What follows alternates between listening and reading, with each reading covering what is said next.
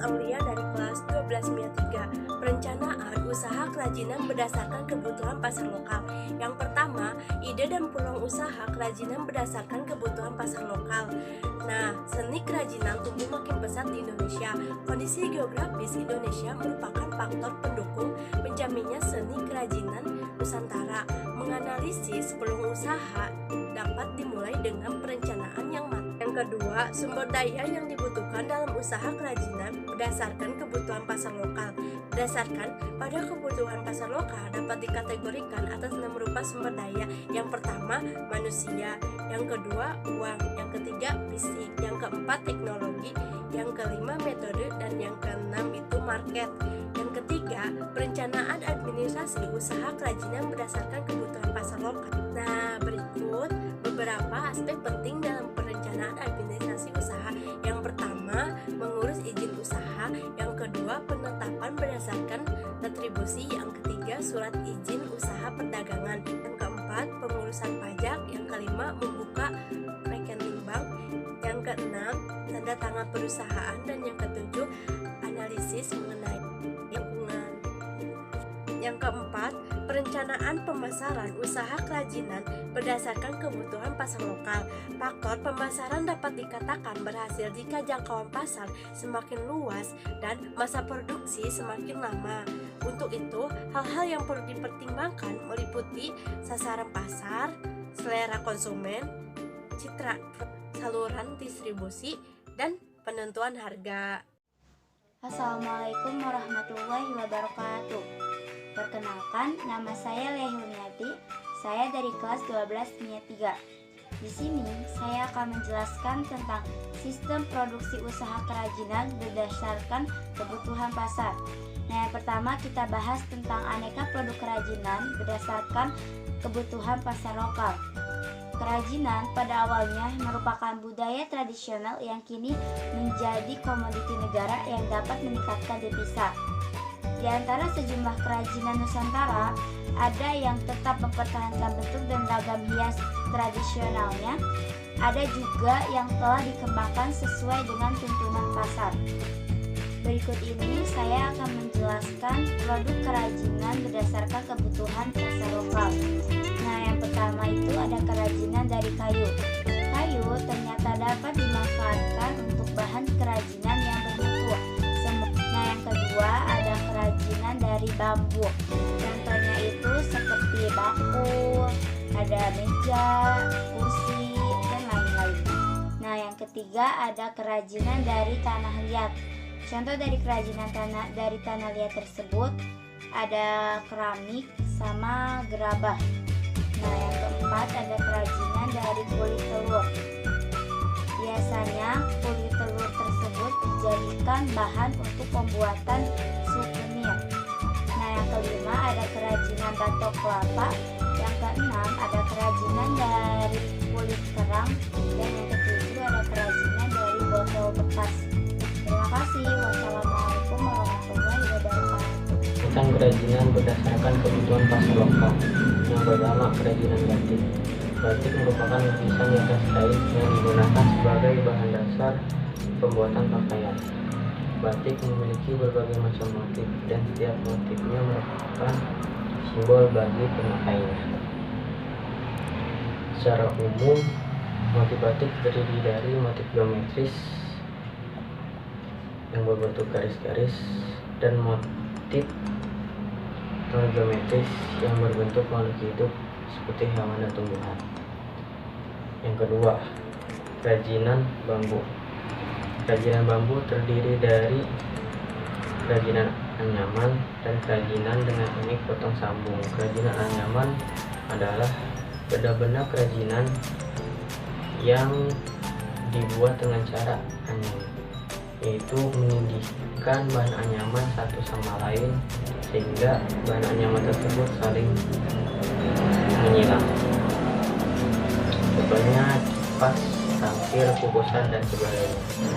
Sedangkan kerajinan dengan teknik potong sambung adalah benda-benda kerajinan yang dibuat dengan cara memotong, menyambung, dan menyusun barang-barang tersebut menjadi sebuah benda kerajinan tertentu.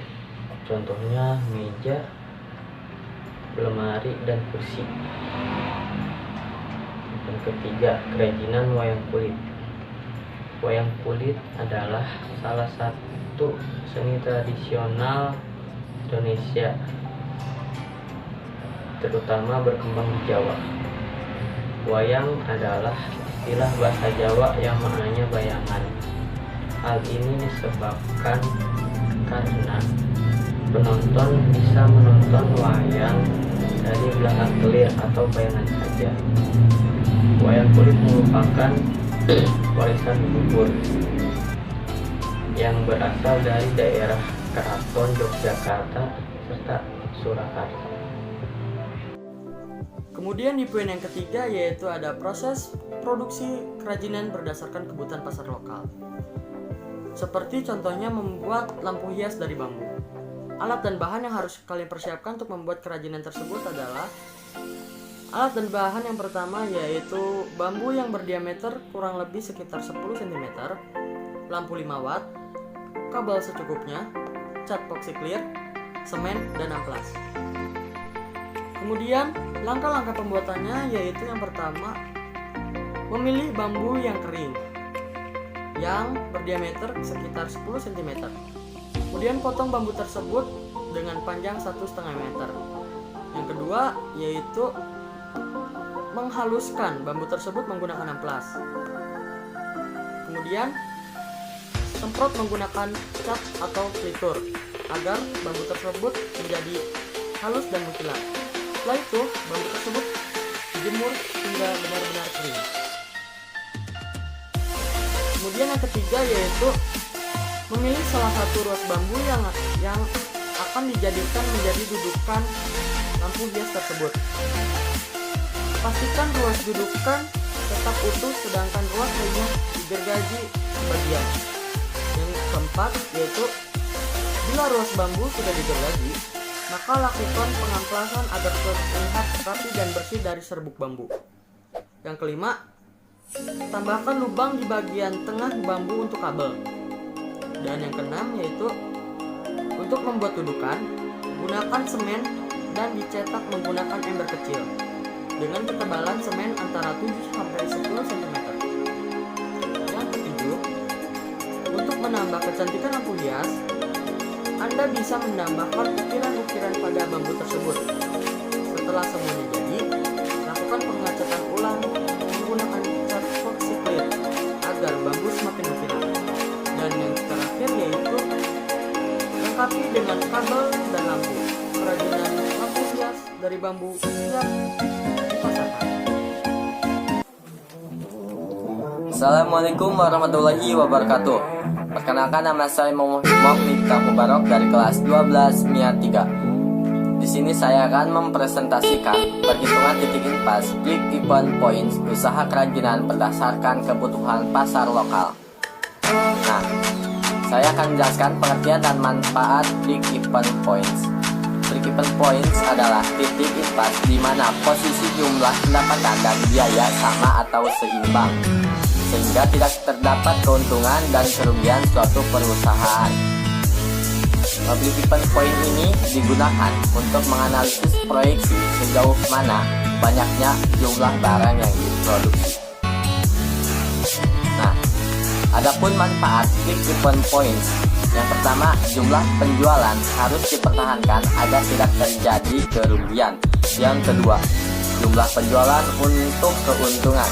Yang ketiga, seberapa jauhkah yang harus dicapai untuk memperoleh keuntungan. Yang keempat, seberapa jauhkah kerugian penjualan dalam produksi. Yang kelima, untuk mengetahui efek perubahan harga jual, biaya, dan volume penjualan. Menghitung break even point. Nah, break even points produksi dan break even points harga dapat dihitung dengan menggunakan rumus berikut. Yang pertama, menghitung break even point produksi. Rumusnya yaitu total biaya dibagi harga penjualan. Nah, dan yang kedua ada break-even point harga. Rumusnya yaitu total biaya dibagi dari perhitungan break-even point produksi dan break-even point harga dapat dicapai ketika break-even point produksi dan break-even point harga itu sesuai perhitungan. Terima kasih. Wassalamualaikum warahmatullahi wabarakatuh. Kemudian strategi promosi dan sistem pemasaran usaha kerajinan berdasarkan kebutuhan pasar lokal. Yang pertama itu ada strategi promosi usaha kerajinan berdasarkan kebutuhan pasar lokal. Ada 4 komponen utama. Yang pertama itu periklanan, yang kedua promosi penjualan, yang ketiga penjualan tatap muka, dan yang keempat itu publisitas atau hubungan masyarakat. Yang kedua, sistem pemasaran usaha kerajinan berdasarkan kebutuhan pasar lokal. Sistem konsinyasi merupakan sistem dengan cara menitipkan hasil produksi kepada toko atau penyalur. Cara menjalankan sistem pemasaran konsinyasi, syarat pertama itu adanya hasil produk, yang kedua itu mencari toko atau gerai yang tempatnya itu strategis, yang ketiga menjelaskan tentang niat atau latar belakang menjalin suatu kerjasama dengan memberikan penjelasan pembagian laba yang jelas, dan yang keempat mendatangi toko atau gerai hanya sekedar untuk mengecek hasil produksi apakah ada penurunan atau kerusakan. Misalnya ada, berarti kita harus menggantinya dengan yang baru.